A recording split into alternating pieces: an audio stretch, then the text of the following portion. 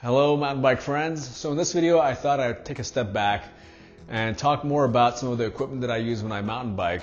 And the equipment that I'm referring to right now is my hydration pack, the CamelBak that I use currently, and kind of the evolution in thought in terms of how I arrived to using this. When I started out I used a CamelBak that I had on my back. Now this is a pretty big one. I didn't start out with this one. I had a smaller version of that which I don't have with me currently. But I got this mainly because of being a YouTuber and having equipment that I wanted to set up. It also has a really big water reservoir and armor. I got the armor after seeing a fellow YouTuber fracture her vertebrae. That really scared the hell out of me, and so I went ahead and got this.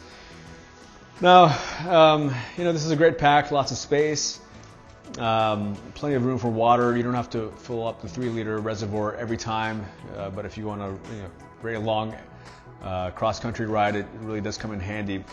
Now the problem with this in Southern California is the heat problem. So this covers a lot of surface area on your back, and we as humans, we cool down by evaporative cooling from our sweat, and the back of the body is is prime real estate for that evaporative cooling. So this really blocked that and caused a lot of problems with heat. Another problem that I ran into with this was when I would attempt to do jumps, this would just kind of pull up against my body as I was going down. So it was very jarring. It was a little scary. So then I decided to go with what I use now, which is this CamelBak. It's a drastic difference. There's no back protection whatsoever. When I go on new trails or black trails, I definitely go with a back protection one. I don't compromise with that, with safety. But if it's a trail that I know, if I'm familiar with the trail, then I just stick with this. It's 1.5 liters, so it doesn't carry much water.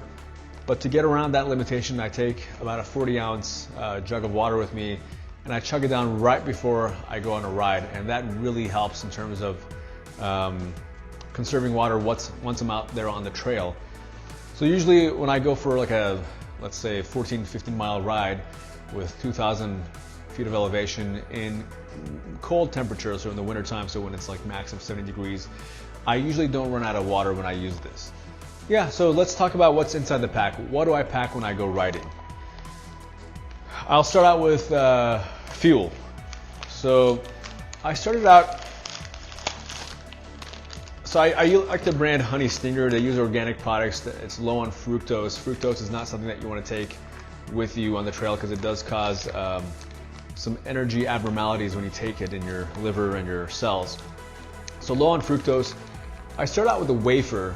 The wafer is amazing. It tastes so good. And the problem was that it was way too good. So I would be at home watching TV and I'd get hungry and I would I feel like a snack. Maybe I'll take one of those wafers. So by the time that I get to actually mountain bike, I've run out of them. So that didn't work. So then I decided to go over the goo. So the Honey Stinger goo, which is a mixture of tapioca, syrup, and honey, and all sorts of other stuff. Now that was not too good. It doesn't go down very well for me, and which is excellent, which meant that I wouldn't waste it by the time that I got onto the trail.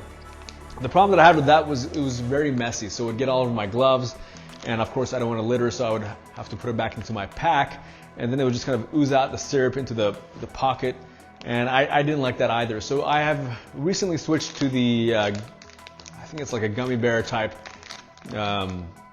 package. It's 160 calories, and this is working out really well. It doesn't create a mess. It doesn't taste excessively good, so I'm not tempted to snack on it before I go riding. So that's my fuel source.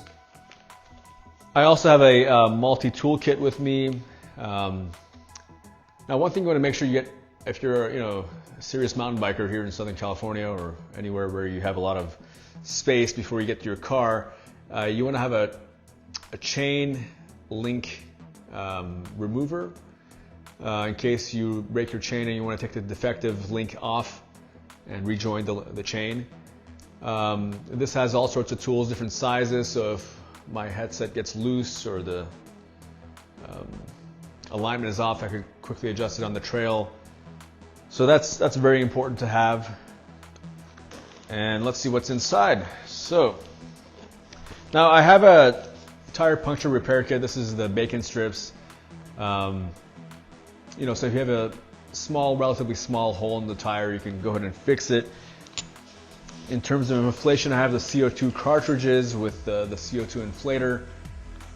I would have preferred to use a pump, but the pump is a little bit too big for this pack, so I just settled with the CO2 cartridges. Not a bad compromise, it saves time. And if I have a really bad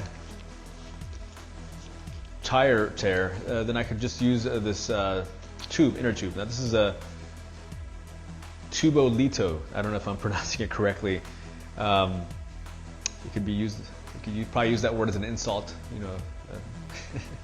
So I use the Tubolito. I've had to use it once before. It's very expensive, but it's very compact, which makes it really valuable. So if you have a really bad tire puncture and the bacon strips aren't holding, then you can use this. Of course, you have to have your tire levers, and these tire levers, you know, help you take the tire off and sometimes put it back on. Let's see what else I have in here. We have the valve remover for your tires, so that's important. And here's also a chain link. So if your chain breaks, oftentimes you have to take the defective link off, and you need something to join the chain back together again. So you use this little thing. Now there's ways to get around of not using this, but it causes the chain to be smaller, so you may have difficulty switching to other gears when you're going back to your car. It could also cause the chain to break again from undue stress on it. So I just prefer to have this. It's nice and simple. And I believe that's it. You know, it's not too complicated. And of course you have the water reservoir, you have the tube. Another thing that I really like about this pack is that the center of gravity is attuned to your body, so it's on your back. So when you go on jumps and things, you don't feel like something is pulling on your body. It feels very natural. And another major advantage is heat dissipation. So it's not covering up that real estate on your back for evaporative cooling. And so you end up cooling down much faster with this. My heart rate is usually lower on average when I wear this. So far I'm very happy with this setup. And I hope this video helps you guys. If it does, please like and or subscribe to the channel.